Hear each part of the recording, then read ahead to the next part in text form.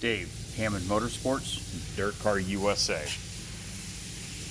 Want to talk to you about using our setup plates here and our caster camber gauges to do a measurement called pin inclination. Pin inclination is the straight line from the upper to lower ball joint to the angle of the spindle pin. Now, very, very important to keep an eye on this. And also, no way in hell am I bashing, saying anything bad about this spindle. This spindle does have some problems in it, but I'm not here to bash nobody on that. I want to show, teach, educate you on what to look for. So what we're going to do, first of all, you can see I'm on the right side. We're going to put our caster gauge on both upper and lower. Now, if you only got one, you got one.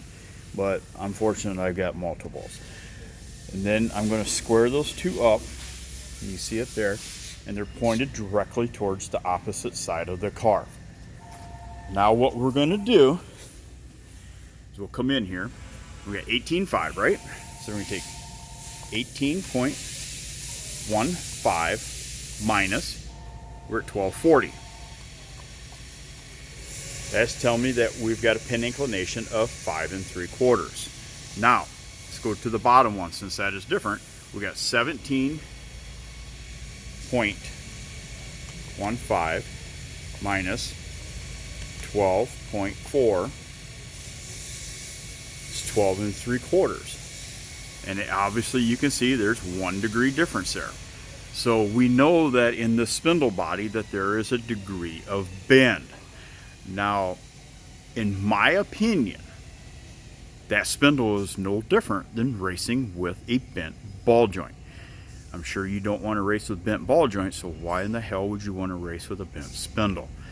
So, and like I say, I'm not here to bash no manufacturer spindles. That's not my intentions. My intentions is education here on how to check things to make your cars better. Nothing worse than having an ill-handling race car. And today, with how things are getting out of control on expense, it don't take much to get someone pissed off and they quit racing and we lose another racer. I want to keep racers in the game. So that's just something that we can do with our caster camber gauge by measuring our pin inclination. Another thing, now I do not have it set up here. It takes a little different setup, but to do caster, shoot, thought I had it. Here it is. When I do a video, it's authentic. My caster camber gauge kits will come with this L bracket. Now, if you got like a modified or a stock car, you simply can just swing the gauge straight forward. But with the spindle body here, we got to have this bracket that goes in there like that, and that moves the caster gauge out. Now you can set caster. So one thing that's very important is while you're using my setup plates and my caster camber gauge is always record your center of your shock measurement down there to here. That way you have the car back into a consistent location and make damn certain that you don't have something going on. This caster gauges will pick up a bent ball joint stud very simply, pick up a bent spindle, you name it. It's very, very great tools to keep up on the maintenance of your race car. Another little tip that I'll tell you is on your ball joint nut. I do not use the cotter key. I use a piece of welding wire or stainless steel safety wire and run through the hole. Reason being is if you do take a wheel bump and it bends the ball joint stud, the cotter key fits so damn well that the nut won't come loose.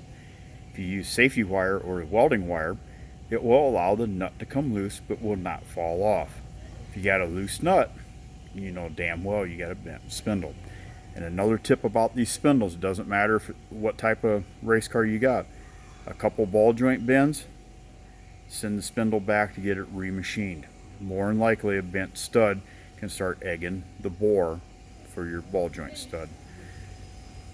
Thank you for following along. If you got any questions, here's where I'm at. Give me a holler. Look forward to working with you. Thank you and have a great day.